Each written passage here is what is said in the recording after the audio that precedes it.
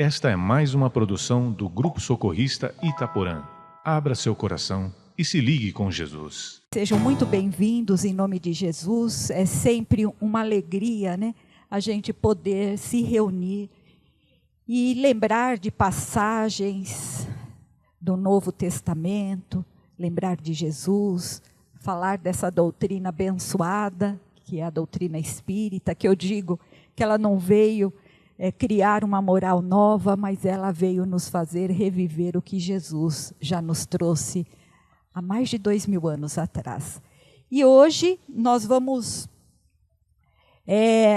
falar sobre um tema que aparentemente parece triste, né? Nós vamos falar sobre lágrimas. Mas antes de entrar efetivamente, né, no nosso tema da noite, nós vamos lembrando, né, que nós tivemos a bênção de sermos criados por Deus, né? Eu sempre gosto de lembrar disso, porque veja que coisa maravilhosa, né? Esse Pai de infinita bondade e misericórdia acreditou em nós, né? Nos permitiu, né, caminharmos para a nossa evolução.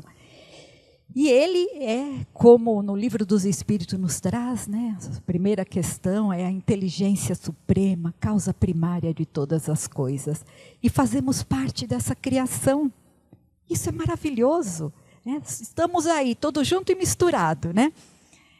Fomos criados naquela condição simples e ignorante, para que através, né, das vidas sucessivas, a gente chegue um dia nos tornarmos espíritos perfeitos.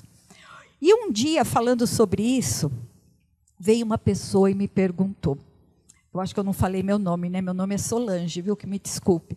Me perguntou assim, Solange, me chamam de Sol, né? Sol, me diz uma coisa, por que Deus já não criou a gente perfeito? Ia dar mais trabalho, né? A gente não ia passar por esses burilhamentos, esses perrengues, né? Aí eu respondi, né, diante de tudo que eu já estudei, da doutrina, né, do pouco que sei, mas enfim, que se ele nos criasse perfeito, qual o mérito que nós teríamos? Diga, qual o mérito? Hoje nós temos a oportunidade de caminharmos com as nossas próprias pernas, de fazer nossas conquistas, mas ele nunca nos abandonou.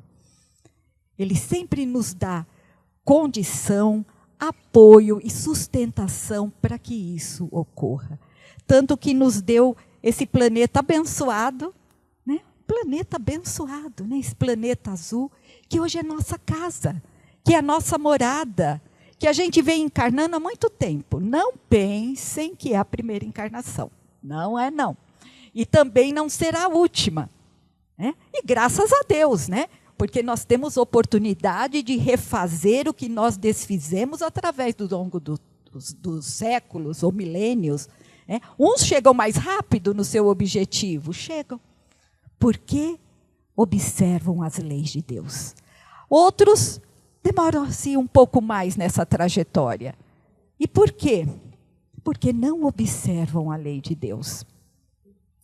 É como eu já disse até aqui uma vez, sabe o GPS que a gente tem, o Waze, quando a gente coloca lá, esse é o caminho, você tem que ir em tal lugar, você põe lá, tique, tique, tique, anota tudo, a rua tal, põe tal, número tal, é lá.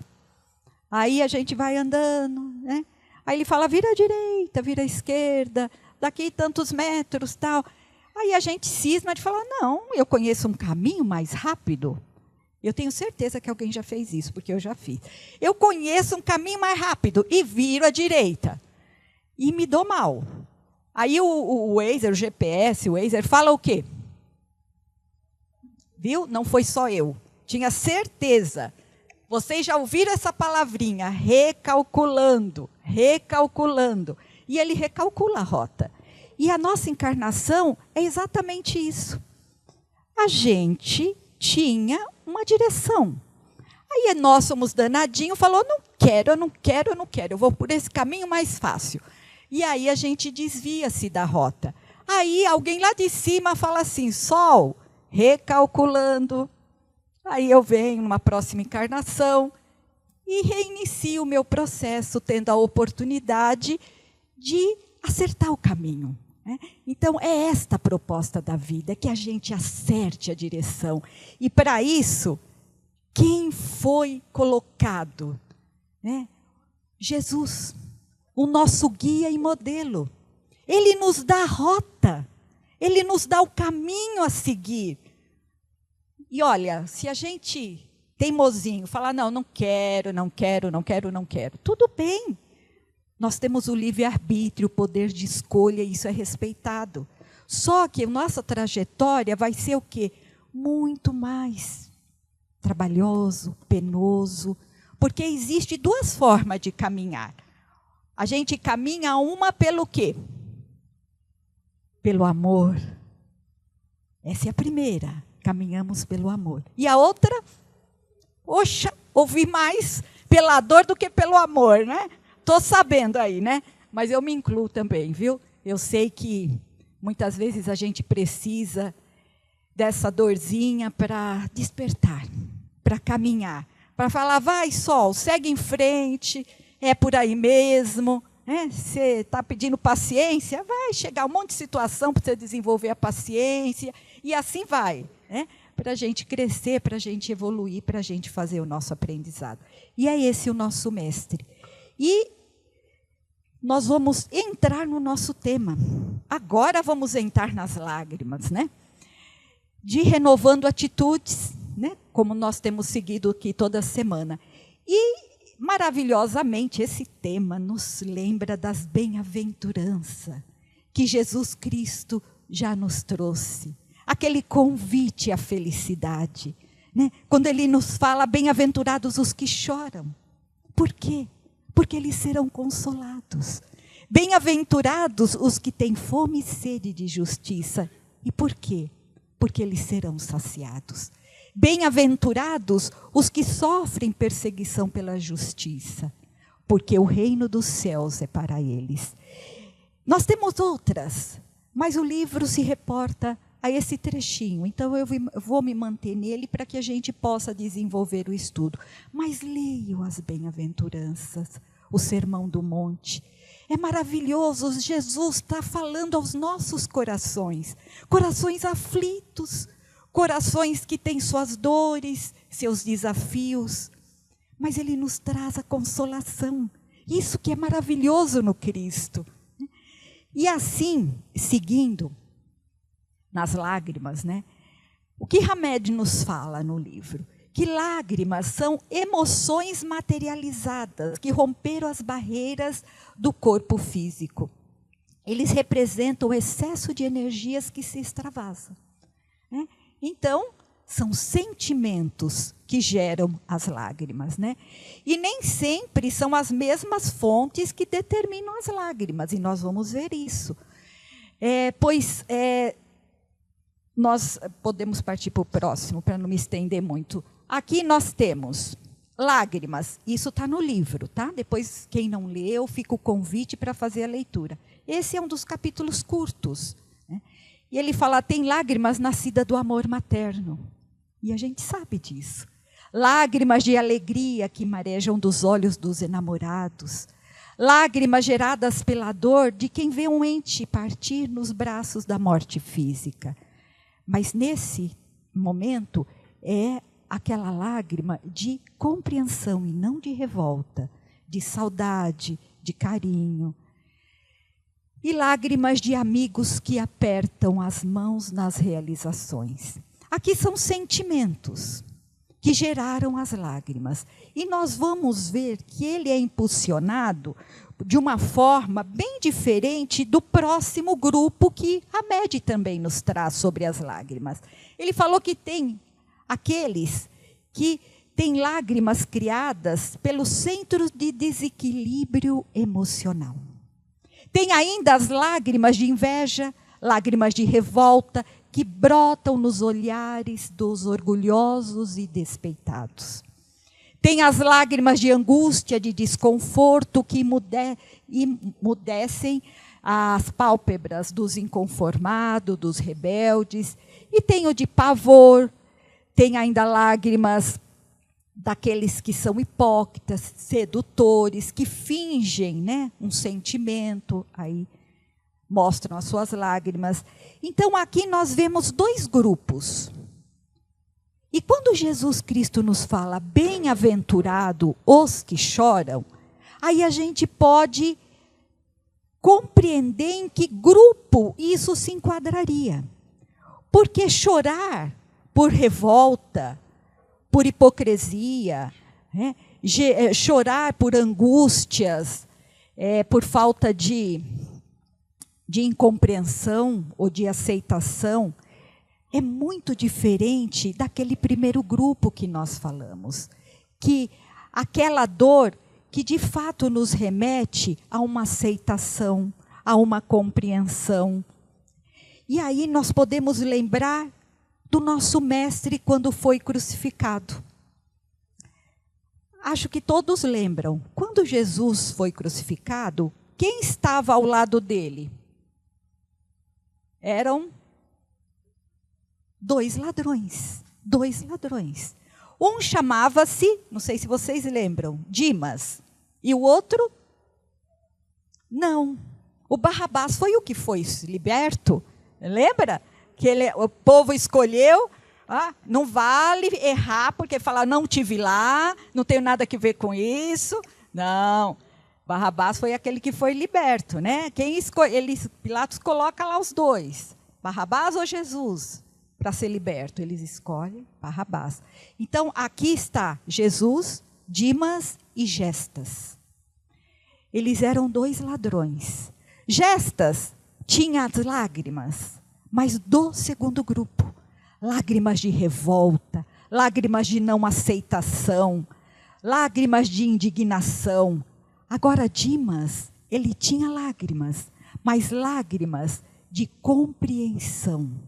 Lágrimas de aceitação, lágrimas de arrependimento. Veja a diferença.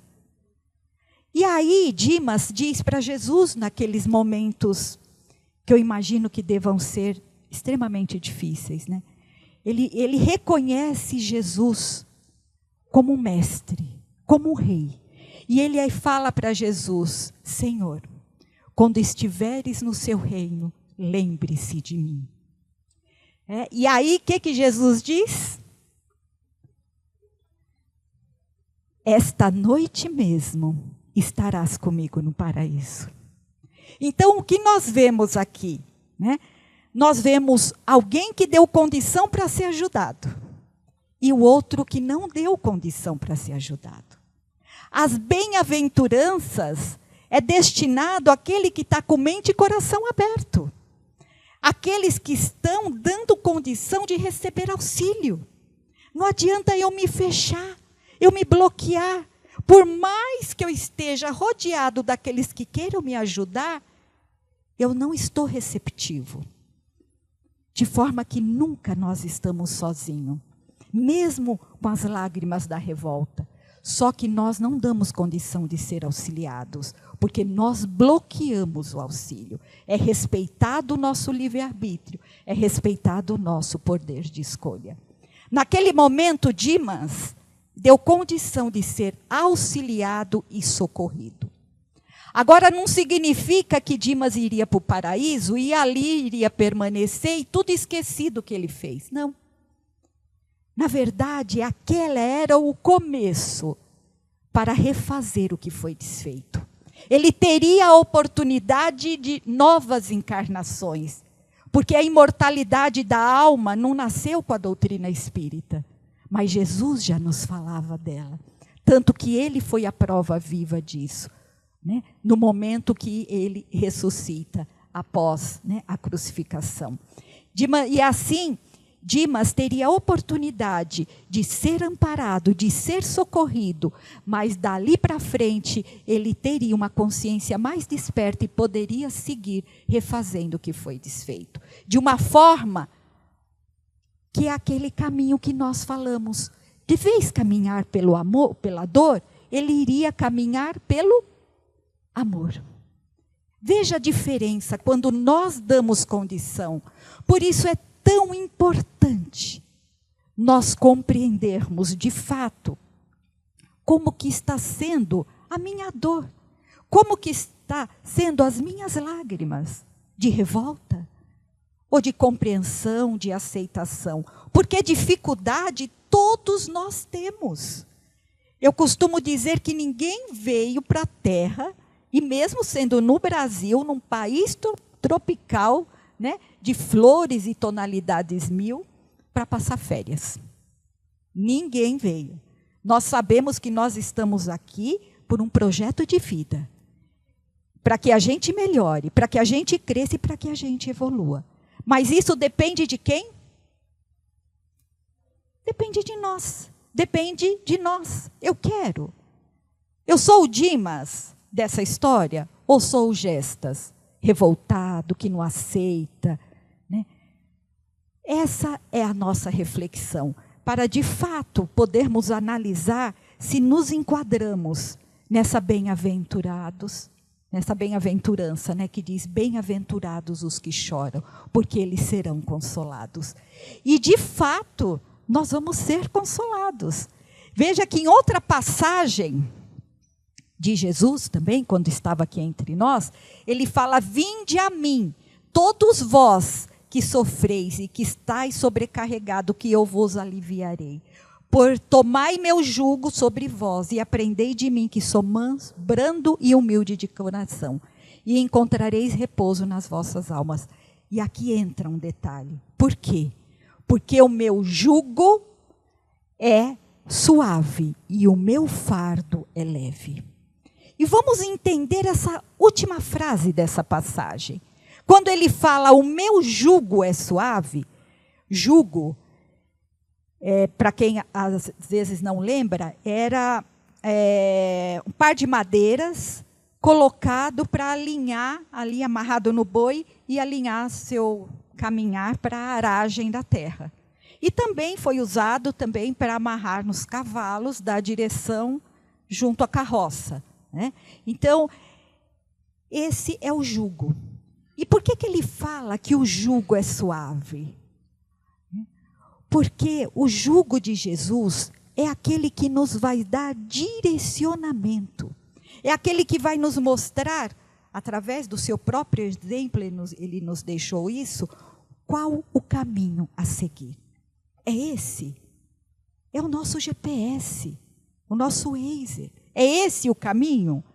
É esse o caminho que nos leva ao Pai, que nos leva ao crescimento, que nos leva à evolução, que nos leva a caminhar pelo amor, ao invés de caminharmos pela dor. Por isso que ele é suave, é mais fácil. E aí a gente lembra de uma passagem dele ainda, do adentrar pela porta estreita. Ou pela porta larga, que é muito mais fácil, que ele fala, o caminho da perdição. Mas essa porta estreita, quando nós entendemos e aceitamos o jugo de Jesus, é atravessar ela, mas nos libertando das malas. Sabe que malas são essas? Não adianta falar que é o marido, que é a esposa, que é a sogra, né, que é o irmão. Não. Que mala é essa? Não? Ninguém tem? Nenhuma imperfeição aqui? Hã? Ninguém está carregando nada, nenhuma malinha, né, de vaidade, de orgulho, de egoísmo, de inveja, de maledicência. Caminhar com jugo suave é entender que a gente vai ter que deixar alguma bagagem. É duro, né? E a gente às vezes tem aquelas malas sem alça. Vocês sabem como a gente carrega uma mala sem alça? A gente abraça a mala, né? Abraça e a gente quer levar junto. A gente quer levar junto. Nós somos danadinhos. Mas para fazer, para entender esse jugo, para sentir a sua suavidade, a gente precisa se libertar de algumas dessas malinhas. É claro que isso não se dá numa encarnação só. Nós temos aí a eternidade para isso. Mas quanto antes começar, melhor para nós, né? Assim a gente avança. E por que o fardo se torna leve?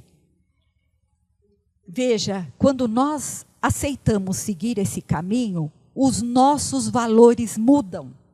Nós ressignificamos valores. Nós temos um outro olhar. O mundo pode estar caindo na nossa cabeça. Ou seja, os problemas podem até ser os mesmos. Mas nós temos um novo olhar. E aqui esse novo olhar faz com que esse fardo se torne muito mais leve. Porque aí nós vamos ter como mãos invisíveis a nos auxiliar, a levar aquele desafio, aquela dificuldade que pode parecer gigante, como essa pedra enorme, mas a gente consegue. E eu tenho certeza que muitos daqui já passaram por situações difíceis, muito difíceis. E hoje olham para trás e falam, nossa, eu não sei nem como eu consegui. Não acredito como foi possível e eu superei.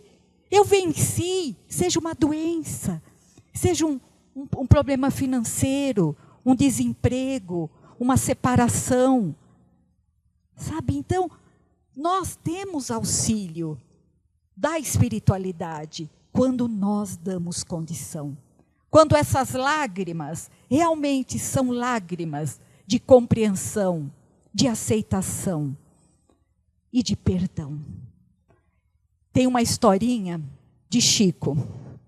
É bom sempre lembrar, né, das historinhas de Chico. Chico, eu acho que eu já até contei aqui, mas eu ando com a memória curta, vocês me perdoem. Quem já ouviu vai ouvir de novo, né? Mas, enfim, Chico, como todos sabem, né, trabalhava demais, sustentava, assim, muitos sobrinhos, ganhava pouco e fazia o trabalho mediúnico à noite, né? E para não, né, só para acrescentar, ele tinha um cachorrinho, que ele adorava o cachorrinho. E esse cachorrinho ficava muito feliz quando ele chegava, mesmo de madrugada, fazia festa, como os nossos cachorrinhos, nossos pets fazem quando a gente chega em casa, né? Pode ser o horário que for. Acorda, pula, sobe, desce. E esse cachorrinho ficou doente. E Chico tinha uma vizinha. E a vizinha falou, coitado do Chico, trabalha o dia inteiro, ainda à noite, e chega em casa, ainda tem que cuidar desse cachorro doente, mas eu vou ajudar. Eu vou dar um veneninho para ele. Veja só, deu um veneninho para ele. Claro, o cachorro desencarnou, né? Chico ficou numa tristeza só. E o pior, ele descobriu quem foi. A vizinha. O coraçãozinho dele ficou naquela mágoa. E aí o mentor, Emmanuel, sempre muito gentil, né? Chegou para ele e falou, ô Chico, o que está acontecendo? Ah, senhor, aconteceu isso, aquilo, ele falou tudo. Ele falou, você sabe que essa sua mágoa no seu coração está atrapalhando o trabalho mediúnico que você está fazendo? Ele falou, é mesmo? Ele falou, meu filho, você vai precisar mudar isso. E ele falou, então me diga como eu vou mudar. Você vai fazer o seguinte, você sabe quem matou seu cachorro? Oxe, claro que eu sei. Pois é, você vai lá, na casa da criatura, vai até lá e vai perguntar para ela o que ela mais gostaria de ganhar. Aí ele falou, é sério? Ele falou, é sério. E ele foi. Chegou lá, ela falou, uma máquina de costura. Gente, na hora ele quase desencarna, né? Porque salário curto, prometeu para Emmanuel, seu mentor. Aí ele fala, tá bom, foi lá ver, comprou uma máquina, é claro, aquela que dava para pagar em trocentas vezes, e se desse para a próxima encarnação, capaz dele ter até colocado para a próxima, mas ele pagou, em quantas vezes podia, e deu a máquina para a senhora.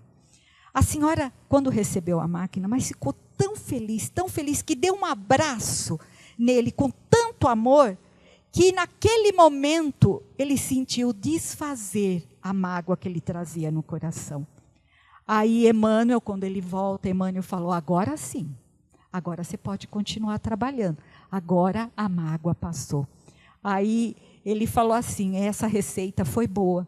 Ele falou, doeu o bolso, mas foi boa. Aí ele fala, bem, essa receita não é minha, Chico. Ele fala, não, é do Cristo. Porque seguir Jesus não adianta seguir com mágoas, com ressentimento, com falta de perdão. Porque isso nos faz... Você quer ficar preso com uma pessoa que você não gosta? Odeia. Né? Tenha raiva, ressentimento. Você vai encarnar, um monte de vezes com a criatura, pode ter certeza, né? Até a coisa se resolver. Porque a ideia é essa, é que a gente aprenda a se amar. Enquanto a gente não perdoar o outro, a gente fica conectado. É o plugue e a tomada. Conexão perfeita. Eu quero desconectar, eu perdoo. A vida cobra quem, de alguma forma, foi contra as leis de Deus. Não precisa ser nós. A pessoa vai encontrar situações. Aí não adianta falar que, então tá bom, né? Graças a Deus, ele vai encontrar o que merece. Não é isso. Não é isso, né? Porque aí já não é perdão, né? É aquela vingança ela embutida, né? Ele me fez isso, vai encontrar no caminho de volta. Não, é saber que a lei é para todos. A Dimas, lembra do Dimas, né? Jesus o acolheu, mas ele não vai deixar, ou não deixou na época, né, de resgatar ou refazer o que foi desfeito. Assim somos todos nós. É a lei.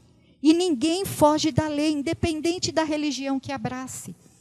E aí eu lembro das pegadas na areia. Esse é um poema que acho que todo mundo aqui conhece, né? E assim, resumidamente, diz o quê? De um homem que teve um sonho.